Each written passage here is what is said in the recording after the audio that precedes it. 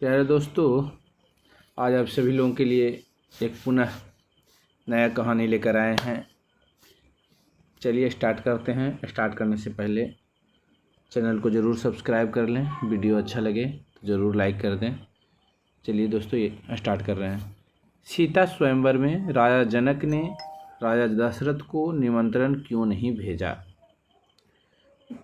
जनकपुरी में जब सीता स्वयंवर का आयोजन हुआ तो राजा जनक ने देश विदेश के राजाओं को निमंत्रित किया।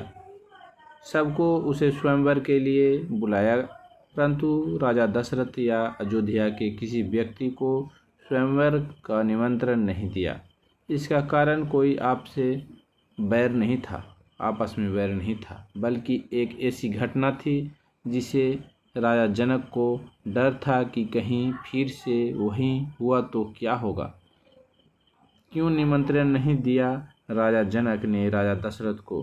क्या थी वह घटना? आइए जानते हैं इसके बारे में। एक बार राजा जनक के शासनकाल में एक व्यक्ति का विवाह हुआ। विवाह के बाद वह पहली बार अपनी ससुराल को जा रहा था। कुछ दूर जाने पर रास्ते में एक जगह उसको दलदल मिला। उसने थोड़ा पास जाकर देखा तो उसमें एक गाय फंसी हुई थी, जो शायद फंसे फंसे मरने की दशा में आ गई थी।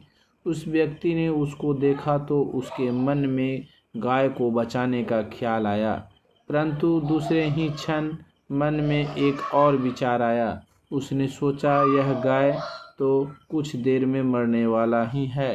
अगर मैं इसको यहाँ से बाहर निकालने के लिए इस दलदल में घुसा तो मेरे कपड़े और जूते खराब हो जाएंगे और मैं अपनी ससुराल में ऐसी हालत में कैसे जा पाऊंगा।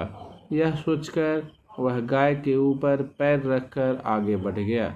जैसे ही वह आगे बढ़ा, गाय ने जब उसे जाते हुए देखा तो उस व्यक्ति को श्राप दिया कि जिसके लिए तू जा रहा है उसे तू देख नहीं पाएगा। यदि तू उसे देखेगा तो वह तत्काल ही मृत्यु को प्राप्त हो जाएगी।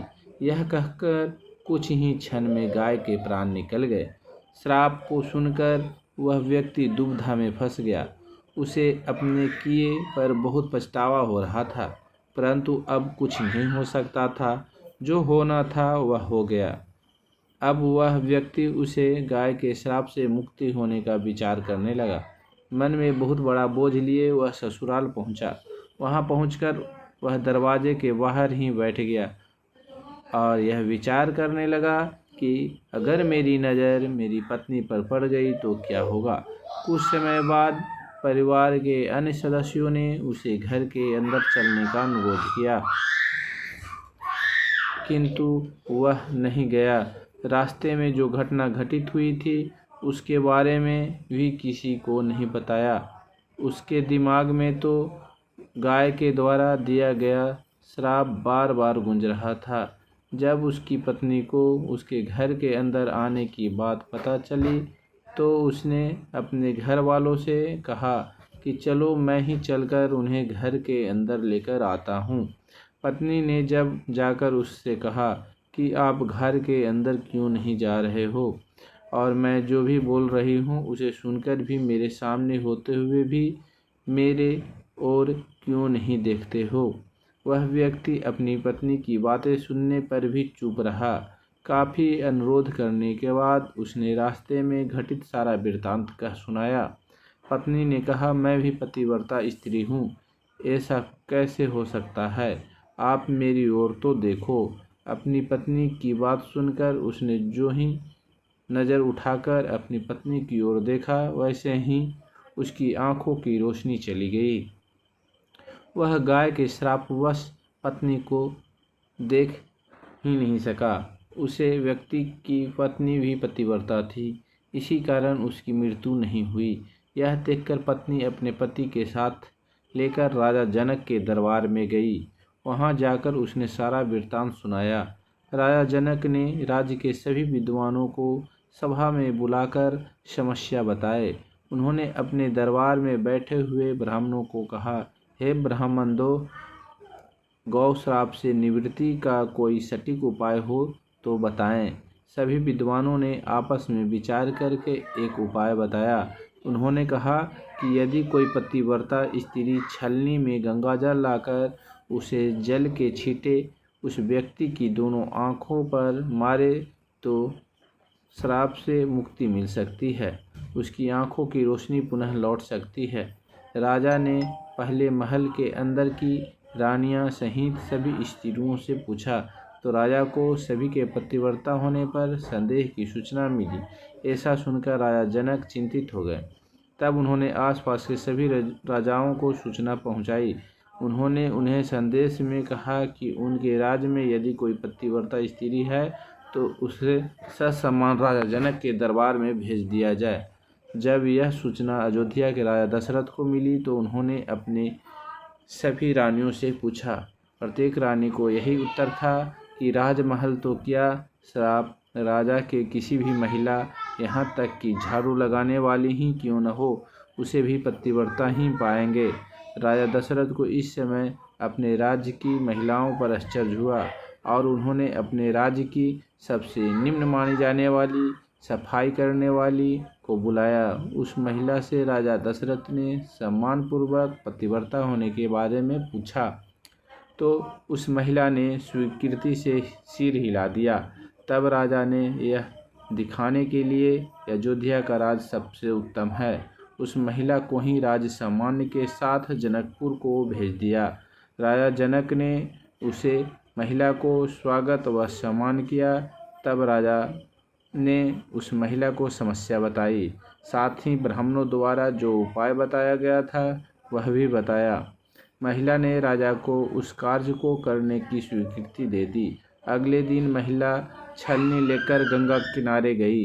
वहां पहुंचकर उसने प्रार्थना की, हे गंगा माता, यदि मैं पूर्ण पतिव्रता हूँ, यदि मैं अपने तन और मन से अपने पति को ही परमेश्वर माना हो तो गंगाजल की एक बूंद भी छलनी से नीचे नहीं गिरनी चाहिए।